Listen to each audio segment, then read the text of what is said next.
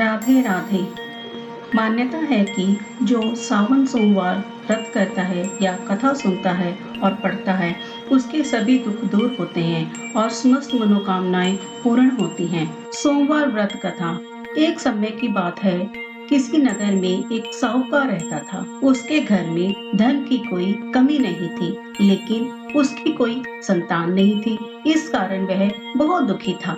पुत्र प्राप्ति के लिए वह प्रत्येक सोमवार व्रत रखता था और पूरी श्रद्धा के साथ शिव मंदिर जाकर भगवान शिव और पार्वती जी की पूजा करता था। उसकी भक्ति देखकर एक दिन माँ पार्वती प्रसन्न हो गई और भगवान शिव से उस साहूकार की मनोकामना पूर्ण करने का आग्रह किया। पार्वती जी की इच्छा सुनकर भगवान शिव ने कहा, हे पार्वती, इस संसार में हर प्राणी को उसके कर्मों का फल मिलता है और जिसके भाग्य में जो हो उसे भोगना ही पड़ता है। लेकिन पार्वती जी ने साहूकार की भक्ति का मान रखने के लिए उसकी मनोकामना पूर्ण करने की इच्छा जताई। माता पार्वती के आग्रह पर शिव जी ने साहूकार को पुत्र प्राप्ति का वरदान तो दिया, लेकिन साथ ही यह भी कहा कि उसके बालक की आयु केवल 12 वर्ष होगी। माता पार्वती और भगवान शिव की बातचीत को साहूकार सुन रहा था। उसे ना तो इस बात की खुशी थी और ना ही दुख। वह पहले की भांति शिव जी की पूजा करता रहा।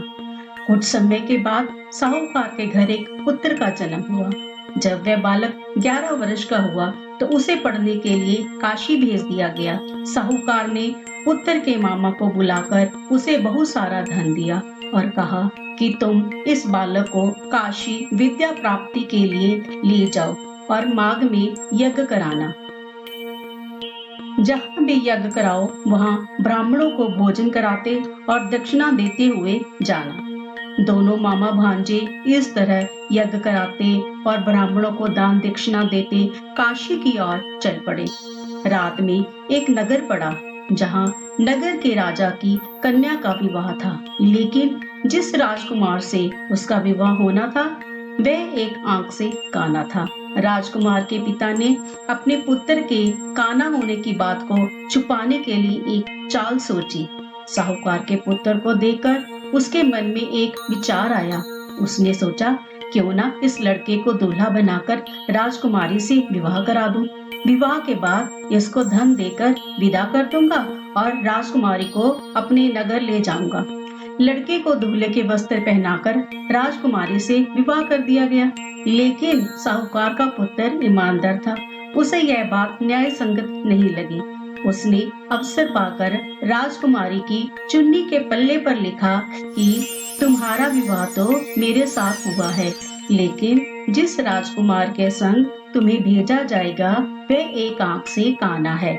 मैं तो काशी जी पढ़ने जा रहा हूँ। जब राजकुमारी ने चुन्नी पर लिखी बातें पढ़ी तो उसने अपने माता पिता को यह बात बताई। राजा ने अपनी पुत्री को विदा नहीं किया, जिससे बारात वापस चली गई। दूसरी ओर साहूकार का लड़का और उसका मामा काशी पहुँचे और वहां जाकर उन्होंने यज्ञ किया। जिस दिन लड़के की आयु 12 साल की हुई, उसी दिन यज्ञ रखा गया। लड़के ने अपने मामा से कहा कि मेरी तबीयत कुछ ठीक नहीं है। मामा ने कहा कि तुम अंदर जाकर सो जाओ। शिव जी के वरदान के अनुसार कुछ ही देर में उस बालक के प्राण निकल गए। मृत भांजे को देख उसके मामा ने विलाप शुरू कर दिया। संयोगवश उसी समय शिव जी और माता पार्वती उधर से जा रहे थे। पार्वती ने भगवान शिव से कहा, स्वामी, मुझे इसके रोने के स्वर सहन नहीं हो रहे। आप इस व्यक्ति के कष्ट को अवश्य दूर करें। जब शिव जी मृत बालक के समीप गए तो वे बोले कि यह उसी साहूकार का पुत्र है जिसे मैंने 12 वर्ष की आयु का वरदान दिया था। अब इसकी आयु पूरी हो चुकी है। लेकिन मातृभाव से विभोर माता पार्वती ने कहा, हे महादेव, आप इस बालक को और आयु देने की कृपा करें, अन्यथा इसके वियोग में इसके माता पिता भी तड़प तड़प कर मर जाएंगे। माता पार्वती के आग्रह पर भगवान शिव ने उस लड़के को जीवित होने का वरदान दिया। शिव जी की कृपा से वह लड़का जीवित हो गया। शिक्षा समाप्त करके लड़का मामा के साथ अपने नगर की ओर चल दिया। दोनों चलते हुए उसी नगर में पहुंचे जहां उसका विवाह हुआ था। उस नगर में भी उन्होंने यज्ञ का आयोजन किया। उस लड़के के ससुर ने उसे पहचान लिया और महल में ले जाकर उसकी खातिरदारी की और अपनी पुत्री को विदा किया। इधर साहूकार और उसकी पत्नी भूखे प्यासे रहकर बेटे की प्रतीक्षा कर रहे थे।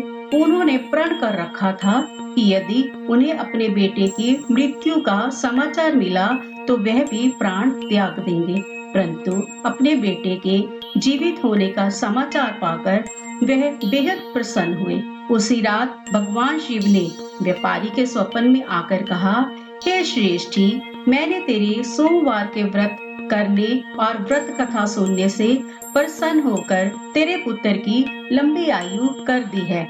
इस प्रकार जो कोई सोमवार व्रत करता है, कथा सुनता है या पढ़ता है, उसके सभी दुख दूर होते हैं और समस्त मनोकामनाएं पूर्ण हो जाती हैं। ओम नमो शिवाय। ओम नमो शिवाय।